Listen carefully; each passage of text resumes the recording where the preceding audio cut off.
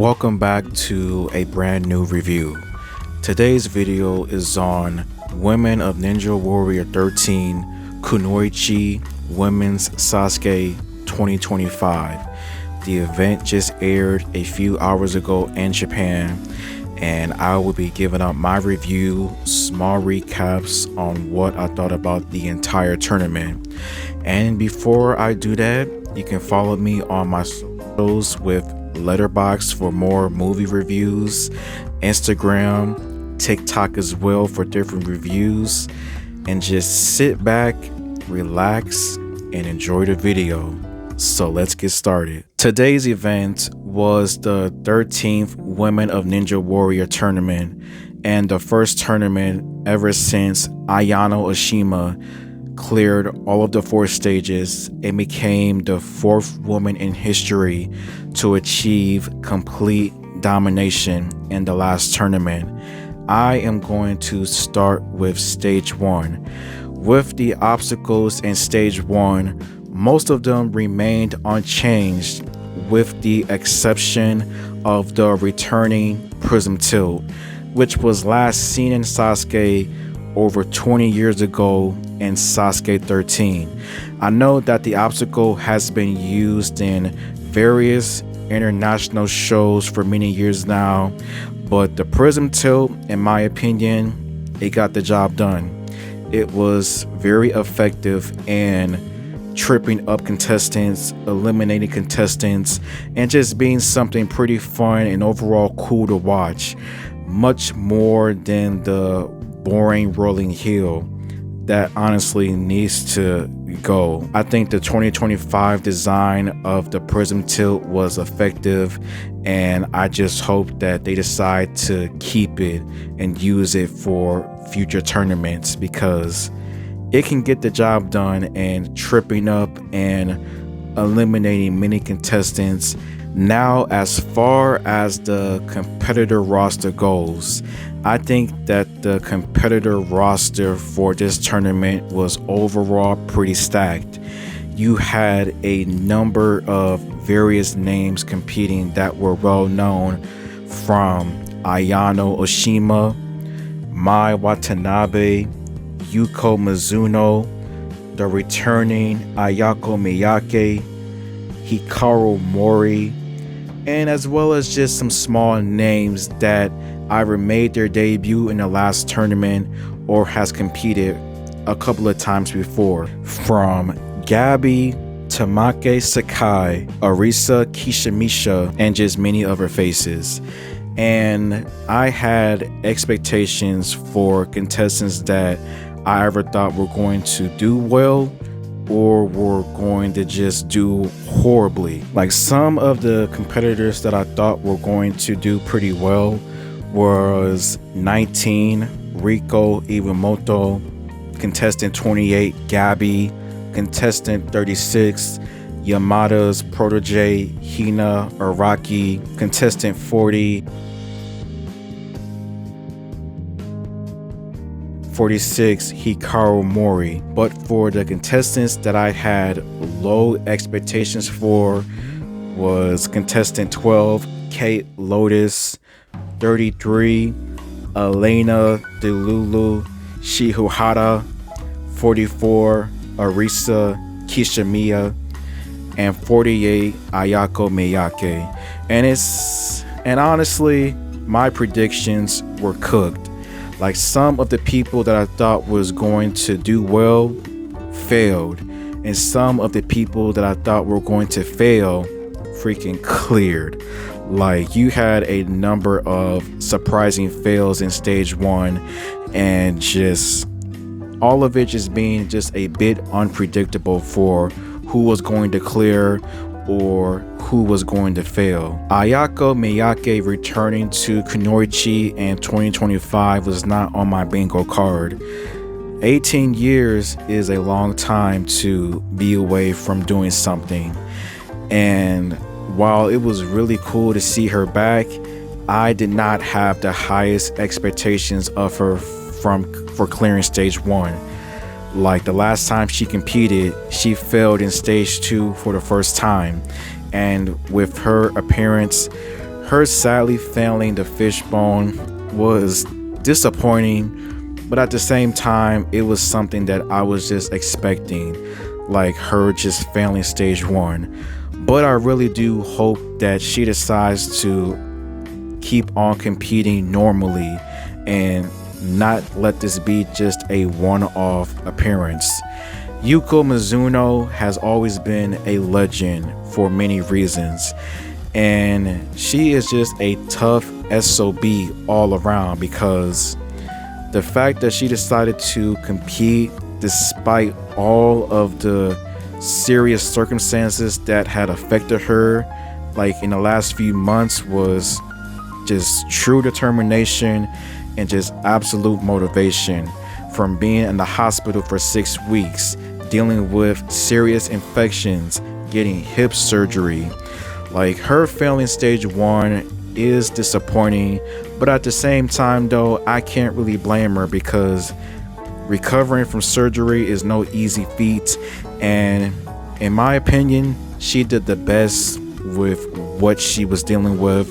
She did the best that she could at this moment in time, and I hope to see her back for a KUNOICHI 14, and she just goes back to stage 3 like she has many times in the past. But by the end of first stage, we had a respectable number of 12 clears, with a number of new faces from Kate Lotus, Gabby, Elena Dululu Shihara, Ayamo Sato, and as well as just familiar faces of Mai Watanabe and Ayano Ashima just clearing the first stage and moving on to stage 2. Now with stage 2, the Backstream from SASUKE was added onto the course, and I think this was a perfect addition to the second stage, as this is what a stage 2 is supposed to be: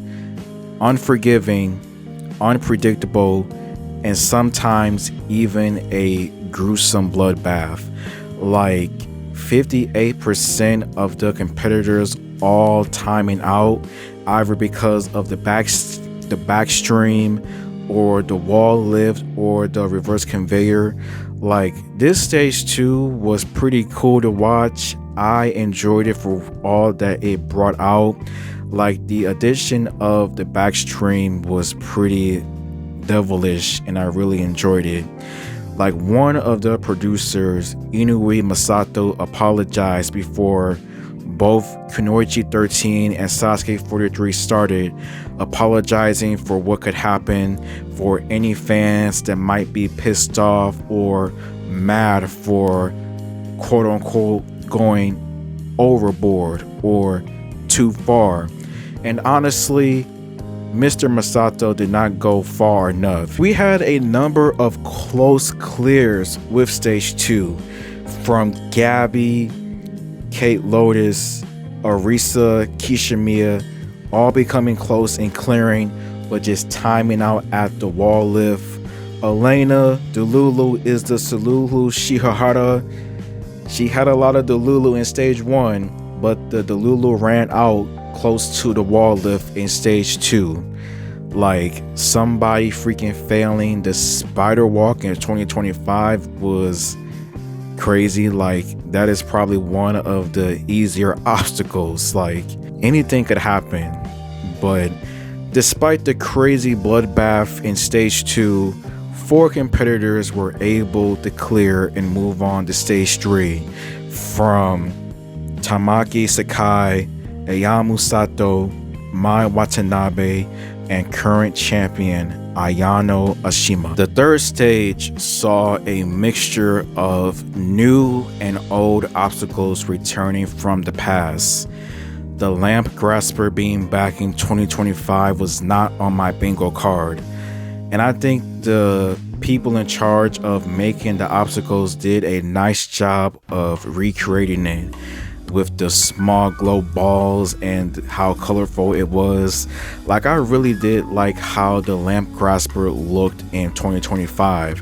Like, they did a good job. And as well as just with the addition of the crazy cliffhanger and the return of the pipe slider as the final obstacle. With 4 competitors, I would say that stage 3 was not bad overall.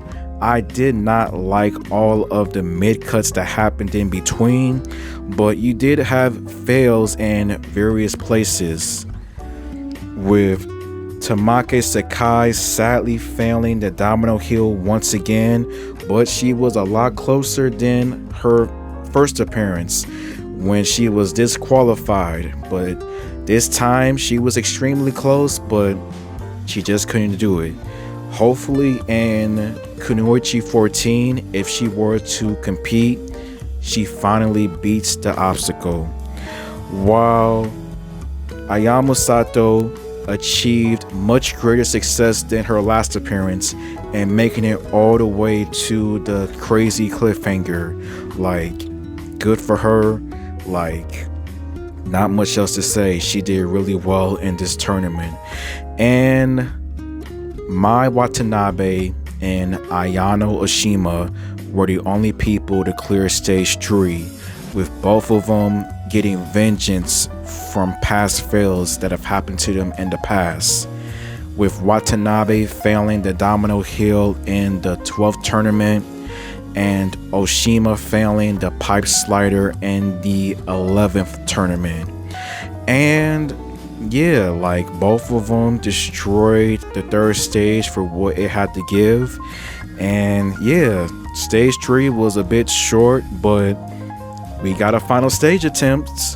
2 final stage attempts. And with the final stage attempt, the salmon ladder was added onto the final stage. While not as tall like the Sasuke version, but a smaller version of around 5 to 6 rungs, making the final stage like Sasuke 32 through Sasuke 38. And for both attempts of the final stage, both Watanabe and Oshima struggled a bit on the spider climb when it came to climbing up and onto the salmon ladder. And the salmon ladder continues to prove why it has a notorious reputation all around the world from its different variations of the obstacle, as both of them struggled immensely on the salmon ladder portion, and with time just running out for both competitors, both of them sadly failed the salmon ladder portion of the final stage. And with that, no new winners for Kunoichi 13, and that is how the 13th tournament of Women's Sasuke ends off. And I would say with that, Kunoichi 13 was a pretty solid tournament. You had various obstacle changes in all of the 4 stages, and I would say a majority of them were very effective in eliminating contestants and getting the job done. From the prism tilt, the backstream, especially in stage 2, with it causing it to be like a bloodbath, with 58% of the competitors all just timing out because of it. Like, the changes made for this tournament was all pretty good in my opinion. The competitors were solid. We had a stacked roster of familiar and new names. It was really cool to see Ayako Miyake return after 18 years. Her failing stage 1, I had it coming. I thought it was going to happen, but I really do hope that she returns for future tournaments and not let this be a one-off appearance. And as well as just Yuko Mizuno, like, hopefully whenever Kunoichi 14 happens, she'll be back to 100%, and she'll just go back to stage 3 and just doing her absolute best no matter what. Mai Watanabe, I think she's going to be the 5th woman to clear all 4 stages. I don't know if it'll happen in the next tournament. I don't know when it will happen. But either Mai Watanabe will be the 5th woman to clear all 4 stages, or Ayano Oshima is going to become the next person to become double champion. As far as my complaints that I had about this tournament, I did not like some of the editing. I definitely do think that this tournament could have been a little longer, from 2.5 hours to at least 3 hours or 3.5 hours at best. But I understand why the time was a little short of 2 hours and 30 minutes advertisements, and they had to do with what was given, what they had to edit in. So I can't really fault Inui and the producers for that. But yeah, KUNOICHI 13 was a pretty solid tournament all around, with pretty good changes, solid results. Hopefully whenever KUNOICHI happens, it doesn't take another 7 years to happen. But my rating for KUNOICHI 13 altogether, as my first time watch, it would be an 8 out of 10. So thank you for watching. Like, subscribe, comment for more videos. More videos coming soon. Until next time, see you soon.